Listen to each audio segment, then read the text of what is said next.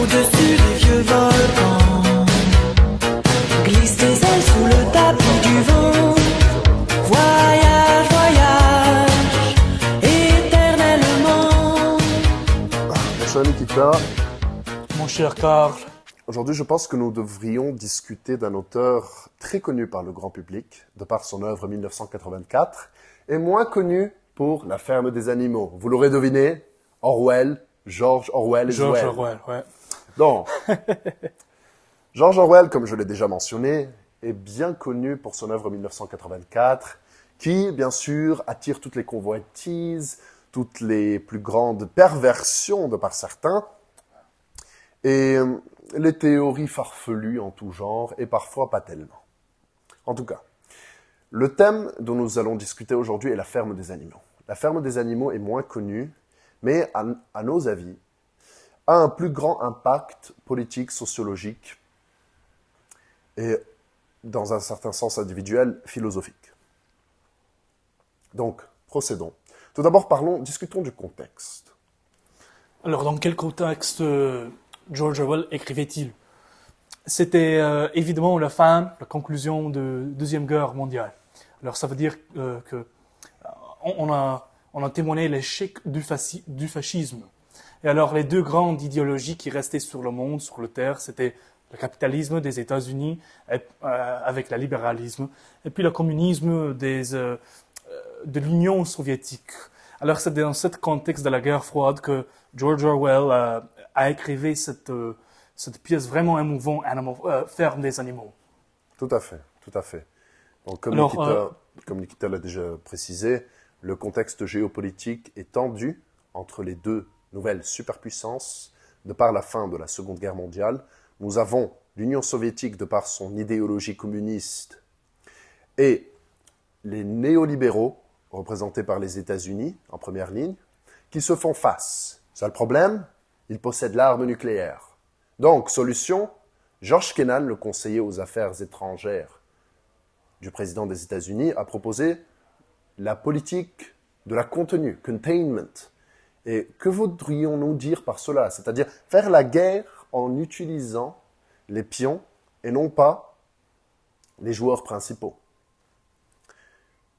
Guerre en proxy, comme on dirait. Proxy war, Ouais. Une guerre par proxy. La guerre du Vietnam, la guerre de Corée, etc., etc. Donc, la politique de George Kennan était d'encercler idéologiquement l'Union soviétique. Et bien sûr, nous connaissons tous le stage, fatidique de cette ampleur par la crise des missiles à Cuba.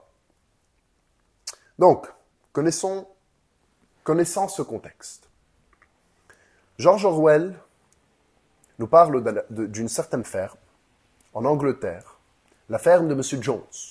M. Jones possède une ferme qui s'appelle la ferme du Manoir.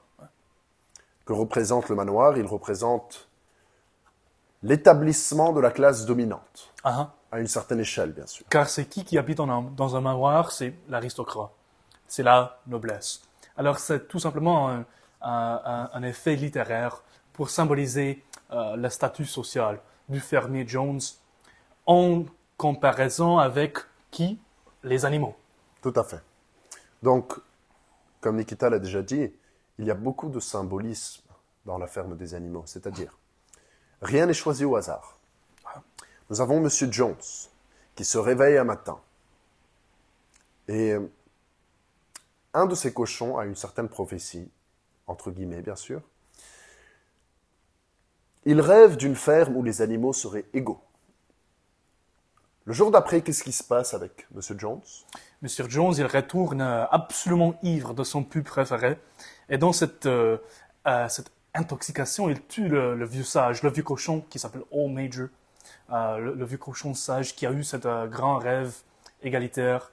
Et puis ce qui a résulté, c'est pas tout simplement qu'il a tué la cochon, mais le cochon, excuse-moi, mais il a aussi oublié de nourrir ses animaux. Et alors ce qui s'était passé, c'était on pourrait dire un political unrest. Tout à fait. Un political unrest parmi les animaux. Ce qui a disturbé leur passion, on pourrait dire. Tout à fait, tout à fait. Eh bien, ce délaissement de la part de M. Jones qui s'est adonné au plaisir de Bacchus, Oh, pour ensuite envoyer le vieux majeur dans le royaume d'Hadès, eh bien, a engendré des révoltes au sein du corps animalier. C'est-à-dire, les vaches n'ont pas été traitées, les animaux n'ont pas été nourris.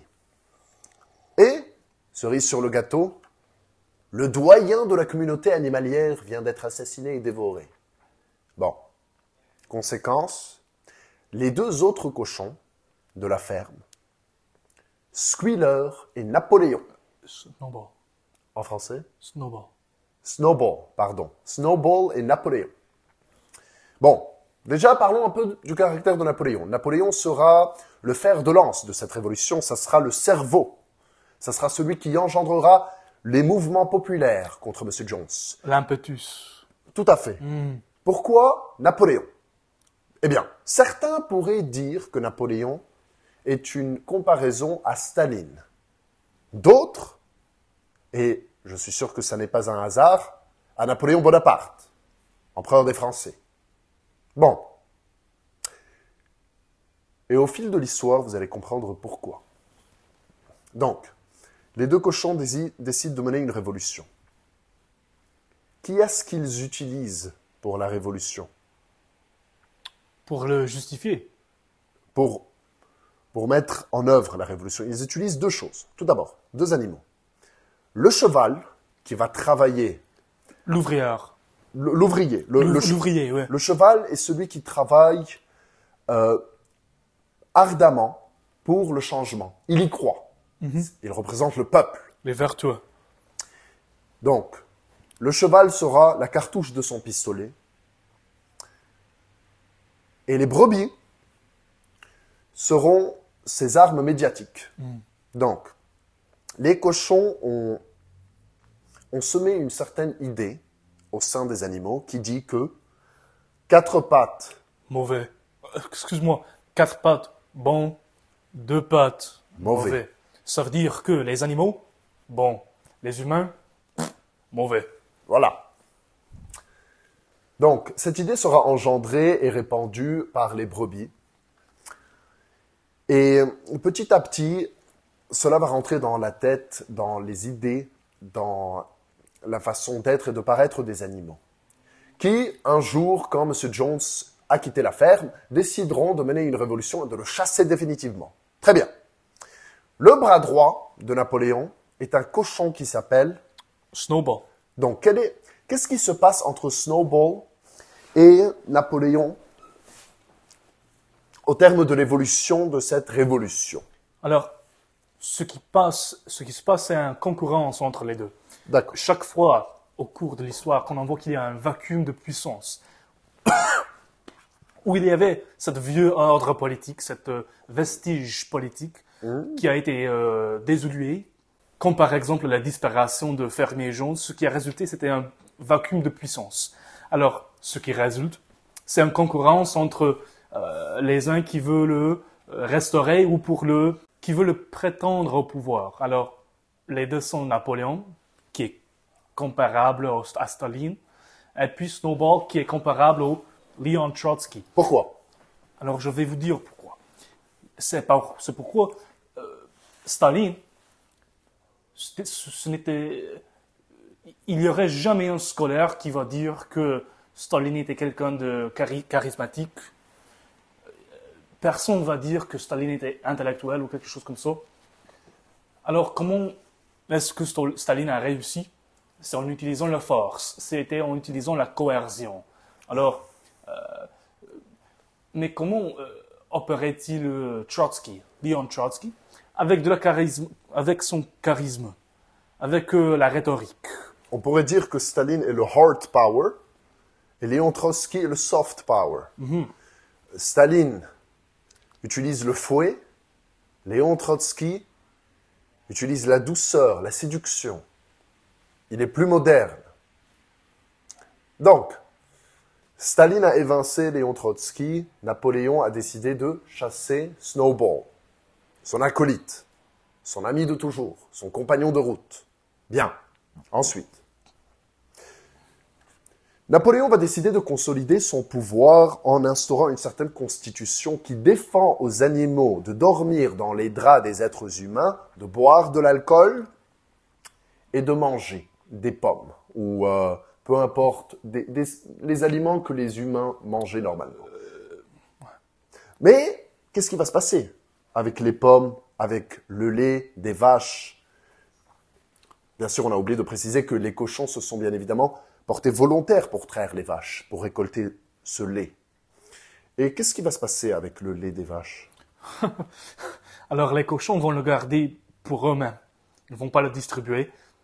Et alors, ce qu'on note, c'est que graduellement, au cours de l'histoire, on note que les cochons deviennent de plus en plus comme les humains. Privilégiés. Ouais, c'est la création d'une classe privilégiée. Très bien. Donc les cochons qui, au nom de la liberté et de l'égalité des animaux, ont mené la révolution contre M. Jones, se voient maintenant dotés de privilèges, comme par exemple manger les pommes du verger, boire le lait des vaches, dormir dans les draps et s'installer dans la maison de M. Jones. Bien. Ils établirent donc une constitution qui disait que tous les animaux étaient égaux et qui restreignait les droits des autres animaux, bien évidemment pour le bien commun. Bien. Donc, qu'est-ce qui va se passer avec Boxer et la construction du moulin? Alors, le moulin, c'était le sujet de concurrence entre Snowball et Napoléon. Alors, graduellement, les animaux commencent la construction de ce moulin.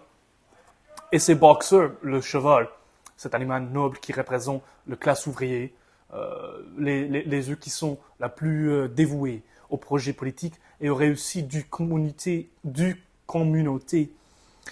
Boxer travaille, il devient encore de plus en plus vieux, il devient encore de plus en plus blessé. Et ce qui se passe, qu'est-ce que les cochons font avec lui? Ils vont lui vendre.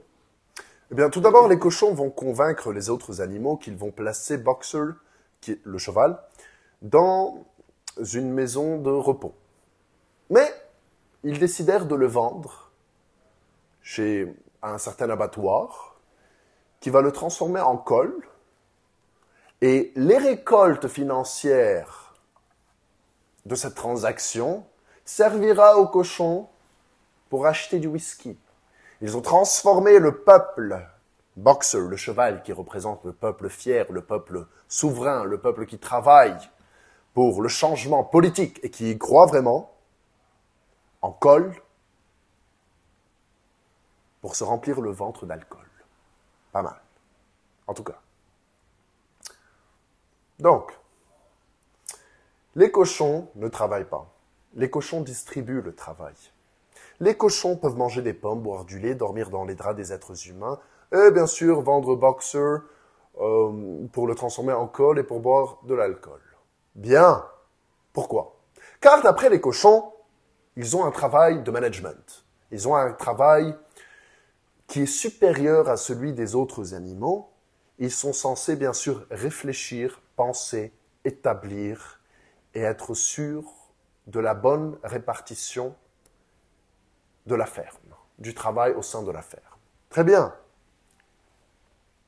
Petit à petit, les cochons vont prendre les habitudes des êtres humains. Napoléon plutôt, bien particulièrement.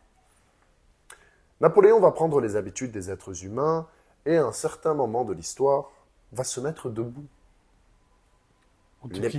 Les matins, il mettait les lunettes de M. Jones, il lisait le journal de M. Jones, il dormait dans les draps de M. Jones, il mangeait les pommes et buvait le lait de M. Jones, et même buvait le whisky de M. Jones. Napoléon va maintenant se mettre debout sur deux pattes. Mais, problème dans la Constitution. Quel est le problème dans la Constitution? C'est que dans la Constitution, il est dit que 4 pattes bons, 2 pattes mauvais. Ouh. Donc, qu'est-ce qu'il faut faire? Il faut une modification. Mais pas des morales, mais de la Constitution. Ah.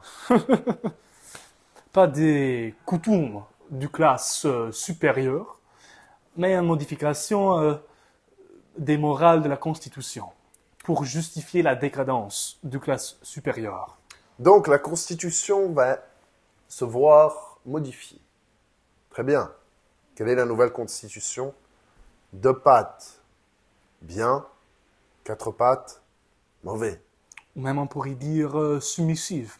Intéressant. Soumissive. Intéressant, donc. On pourrait bien comprendre pourquoi Orwell fait référence à Staline et à Napoléon pour représenter le cochon de la ferme. Bien, au nom de grandes idéologies et de grands idéaux, Staline a décidé de mener sa révolution pour ensuite créer une classe qui elle-même était privilégiée au sein de la nouvelle structure idéologique de la Russie. Napoléon lui-même, au nom des droits de l'homme, bien sûr, ne parlons pas du contexte géopolitique, nous ne pouvons pas le porter responsable de la Révolution française et de la chute de la monarchie. Et certains pourraient même dire que c'est Talleyrand, son ministre des Affaires étrangères, qui l'a incité à se déclarer empereur, pour avoir une certaine forme de légitimité au sein des relations internationales de l'Europe. Mais, n'en reste-t-il que Napoléon, qui au nom des droits de l'homme avait mené sa quête pour la prise du pouvoir, se voit maintenant à la tête d'une aristocratie, non pas juste française, mais européenne. On disait que Napoléon faisait des rois comme on faisait des caporaux. Son frère Joseph sur le trône d'Espagne, son beau-frère Joachim Murat, roi de Naples. Un de ses maréchaux, Bernadotte par exemple, roi de Suède, dont la descendance est encore la famille régnante de ce dernier pays. Bien. Donc, si Staline, au nom d'une idéologie marxiste, a décidé de renverser le pouvoir en place, si Napoléon, qui au nom des idées des Lumières, a décidé de renverser le pouvoir en place, bien. Mais qu'en découle-t-il? La même forme de pouvoir, peut-être masquée sous une autre interprétation, mais il y a toujours une classe régnante, une classe privilégiée qui mène à bien la gouvernance de l'État. Donc, qu'est-ce qu'on pourrait apprendre de la ferme des animaux? Il faut toucher, on a touché sur plusieurs thèmes ici. On a touché à propos des classes sociales, on a touché à propos de l'histoire, des politiques étrangères. Mais je crois qu'il faut aussi faire un peu plus attention au sujet de médias et au sujet de langue. Bien. On voit parfois, pas tout simplement parfois, mais la plupart des fois, que la langue est la première victime de la totalitarisme. Complètement. Quand on parle des changements politiques, on pense toujours aux révolutions violentes. Par exemple, la Révolution française, la Révolution marxiste, la Révolution américaine, etc., etc. Mais Orwell nous font souvenir, il faut prendre garde des révolutions graduelles. Il faut prendre garde des révolutions sinon qui se passent un mot par fois, par des modifications des définitions de mots, par des modifications des constitutions. C'est pour cette raison. Alors on a noté que la langue est toujours la première victime de la totalitarisme. Et pourquoi? Que disait Lénine, apprenez-leur le mot, ils apprendront la chose. Donc, on commence, c'est une révolution silencieuse, c'est un changement qui s'opère sans violence. La plupart des gens, comme Nikita l'a très bien exposé, pensent que les révolutions sont toujours violentes, que c'est un changement d'un coup. Mais non, c'est un changement tout d'abord dans la langue. Et pourquoi donc? Car la liberté de s'exprimer est une conséquence à la liberté de penser. Totalement.